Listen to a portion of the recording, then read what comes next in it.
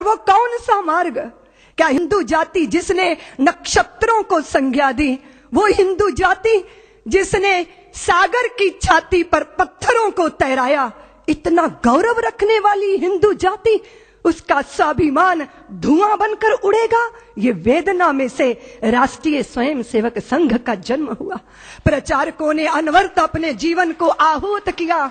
एक प्रश्न पैदा हुआ कि जिस हिंदू ने नभ में जाकर नक्षत्रों को दी है संज्ञा, जिसने हिमगिर का वक्ष चीर भू को दी है पावन गंगा, जिसने सागर की छाती पर पाषाणों को तैराया है, हर वर्तमान की पीड़ा को हर जिसने इतिहास बनाया है, जिसके आर्यों ने घोष किया कृणवंतो विश्वमार्यम का, जिसका गौरव कम कर न सकी रावण की स्वर्णमयी लंका, जिसके यज्ञों का एक हव्य 100 पुत्रों का जनक रहा, जिसके आंगन में भयाक्रांत धनपति बरसाता कनक रहा, जिसके पावन बलिष्ठ तन की रचना तन दे दधीची ने की, राघव ने बन बन भटक भटक जिस तन में प्राण प्रतिष्ठा की, जौहर कुंडों में कूद कूद सतियों ने जिसे दिया सत्व, गुरुओं गुरुपुत्रों ने जिसमें चिर बलिदानी भर दिया तत्व, और शाश्वत हिंदू जीवन क्या स्मरणीय मात्र रह जाएगा?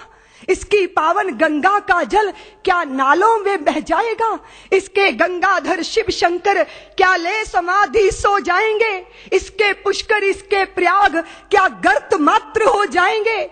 यदि तुम ऐसा नहीं चाहते तो फिर तुमको जगना होगा, हिंदू राष्ट्र का बिगुल बजाकर दानव दल को दलना होगा। इस वेदना में से, इस पीड़ा में से, मां भारती के लुटते स्वाभिमान और बिखरती अस्मिता की वेदना में से राष्ट्रीय स्वयंसेवक संघ का प्रादुर्भाव हुआ। फिर एक एक दीपक जले, तिल तिल करके अपने आप को मां भारती के चरणों में आहूत करते रहे। फिर एक एक माता निकली जिन्होंने अपने हृदय के टुकड़े, अपने शरीर के हिस्सों को मां भारती के चरणों में अर्पित कर दिया। फिर विद्यावती की वह परंपरा जीवंत हुई जहां भगत सिंहों को जन्म देने वाले, और फिर उसके बाद भगत सिंहों को फांसी के फंदों पर झूलते देखकर आंखों से आंसू बरसाने वाली माताओं की आंखों के आंसू देखकर लोगों ने संदेह व्यक्त किया। विद्यावती को यही तो कहा था कि आप अपने बेटे की, पुत्र की शहीदी पे रोती हो, इतनी कमजोर मां हो। तो विद्यावती ने कहा, मैं अपने पुत्र की शहीदी पे नहीं रो रही, अपनी कोख पे रो रही हूं। कदाचित मेरी कोख ने एक और भगत सिंह को जन्म दिया होता तो मैं उसको भी देश के चरणों में अर्पित कर देती। फिर देश के अंदर तांता शुरू हुआ।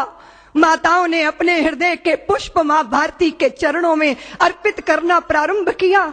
और प्रचारक जीवन को अपना के व्यक्तिगत परिवार कुछ नहीं, परिवार सारा राष्ट्र परिवार है। अगर अपने भी साथ छोड़ देंगे तो चिंता मत करना, देश तुम्हारा परिवार है, तुम्हारा कुटुंब है। ये भावना और ये उत्कट भावना प्रचारक के जीवन का संबल बनती रही।